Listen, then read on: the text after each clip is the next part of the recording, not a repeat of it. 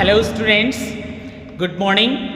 I welcome you in Rampal law college, Rampal विधि महाविद्यालय में आपका हार्दिक स्वागत है। मैं अलंकार सिन्हा एक बार फिर से प्रशासनिक विधि के लेक्चर सीरीज के साथ मैं आपके सामने उपस्थित हूँ। लास्ट क्लास में आपने पढ़ा था डेफिनेशन ऑफ डेलीगेटेड लेजिस्लेशन, प्रत्यायोजित विधान क्या है, उसकी परिभाषा क्या है।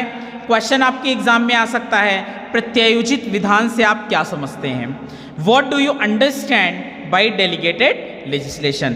तो अगर इतना क्वेश्चन आता है यानी शॉर्ट पूछा जाता है तो जाहिर सी बात है आप डेलीगेटेड लेजिस्लेशन क्या होता है और उसके बाद फिर डेफिनेशंस दे देंगे। फिर अगला क्वेश्चन पूछा जा सकता है कि सर्वोच्च एवं अधीनस्थ विधायन में क्या अंतर है। तो अभी लास्ट वीडियो क्लासेस में आपने पढ़ा है कि सुप्रीम लेजिस्लेशन क्या होता है, डेलीगेटेड लेजिस्लेशन क्या होता है। तो डेलीगेटेड लेजिस्लेशन के बारे में हम चर्चा ही कर रहे थे कि क्या होता है ये, framed by the executive and owes its existence on superior authority. ये एग्जीक्यूटिव से अपने पावर को गेन करता है, यानी कि एग्जीक्यूटिव विंग जो होता है वो लेजिस्लेचर से लॉ बनाने की पावर को गेन करता है एंड ओज the existence on superior authority. और सुपीरियर अथॉरिटी कौन है यहां पर, लेजिस्लेचर। तो सुपीरियर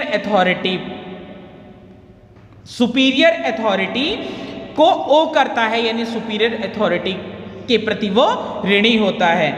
नेक्स्ट पॉइंट है, an executive body can make a subordinate legislation only if such power is conferred on it। Executive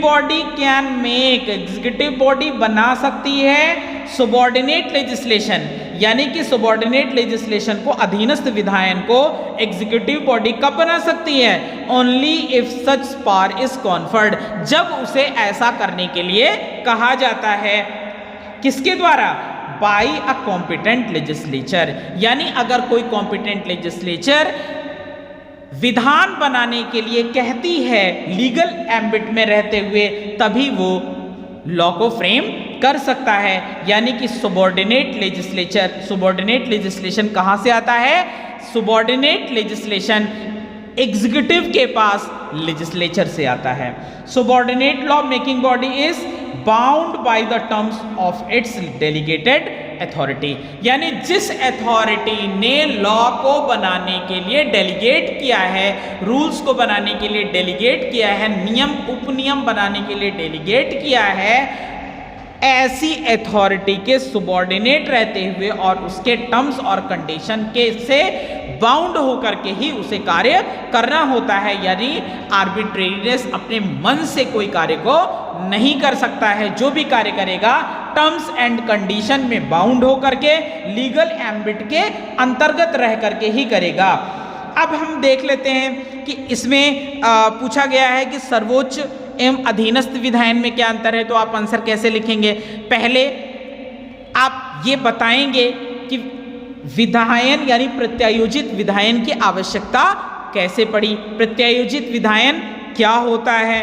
उसके बाद फिर आप बताएंगे कि सबऑर्डिनेट लेजिस्लेशन और सुप्रीम लेजिस्लेशन यानी कि अधीनस्थ विधान और प्रत्यायोजित विधान में क्या अंतर होता है। तो शॉर्ट में आप जान सकते हैं, समझ सकते हैं, बहुत आसान भाषा में समझ सकते हैं कि विधानमंडल द्वारा प्रत्यायोजित शक्ति के अधीन प्रशासन जो विधि बनाता है, कौन विधि बनाता है, प्रशासन। कैसे बनाता है, प्रत्यायोजित शक्ति के अधीन, यानी कि उसको शक्ति प्रत्यायोजित की गई है विधान बनाने की, उसे प्रत्यायोजित विधान कहा जाता है।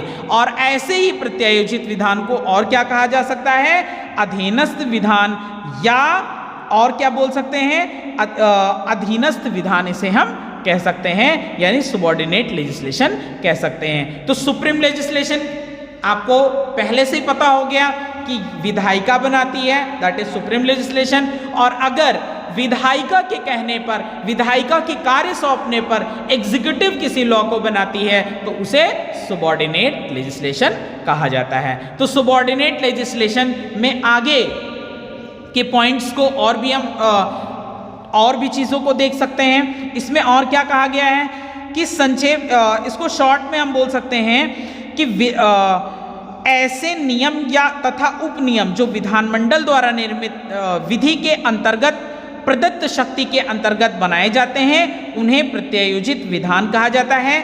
विधानमंडल द्वारा पारित विधि में सिर्फ विषय वस्तु संबंधी विधान तथा नीतियां निर्धारित कर दी जाती हैं तथा उनके अंतर्गत नियम बनाने की शक्ति सरकार या उसके किसी अभिकरण को सौंप दिया जाता है। यानी कि प्रत्यायोजित विधान में नियम बनाने की शक्ति किसको सौंप दिया जाता है? सरकार अपने अभिकरण को सौंप देती है। आगे अगर पॉइंट आपसे पूछा जाता है कि reasons for growth of delegated legislation, delegated legislation के ग्रोथ का कारण क्या है, तो फटाफट आप पॉइंट्स को नोट कर सकते हैं। प्रेशर अपॉन पार्लियामेंट्री टाइम, यानी कि पार्लियामेंट के पास टाइम नहीं होता है, समय नहीं होता है, प्रेशर इतना ज़्यादा है। आपको पहले ही पता है कि पार्लियामेंट के पास कोई एक काम तो है नहीं, बहुत सारे काम हैं। तो आज के इस व्यस्त लाइफ में पार्लियामेंट अगर सारे काम को स्वयं करेगी तो जाहिर सी बात है प्रेशर बहुत ज़्यादा हो जाएगा। तो कहीं ना कहीं से अपने पार को अगर वो डेलीगेट कर देती है, प्रत्यायोजित कर देती है, सौंप देती है किसी एग्जीक्यूटिव अथॉरिटी को, और वो कार्यकारिणी का गठन करके अपने नियम उपनियम बना करके, कौन से नियम उपनियम? विधि के अंतर्गत यानी विधि के एम्बिट में रहते हुए कार्य करता है, तो जाहिर सी बात है कि वो अपने कार्य को और सुचारू रूप से संचालित कर पाएगा। नेक्स्ट पॉइंट है टेक्निकलिटी। चूंकि किसी भी विषय पर विधान बनाने के लिए एक्सपर्ट्स की जरूरत होती है, तो एक्सपर्ट्स जनरली एक जगह बैठे नहीं होते हैं। तो अगर लॉ बनाने के पार विधायिका के पास है तो विधायिका के पास हर एक विषय के एक्सपर्ट जरूरी नहीं है कि वहां पर प्रेजेंट हो।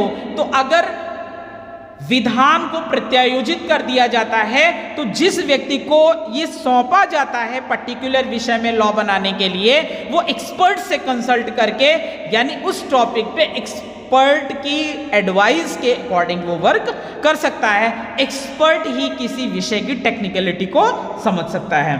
फ्लेक्सिबिलिटी, फ्लेक्सिबिलिटी का मतलब जैसे कि कार्य करने का कार्यक्षेत्र जाहिर सी बात है किसके पास है? कार्यपालिका के पास है। कार्यपालिका के मेंबर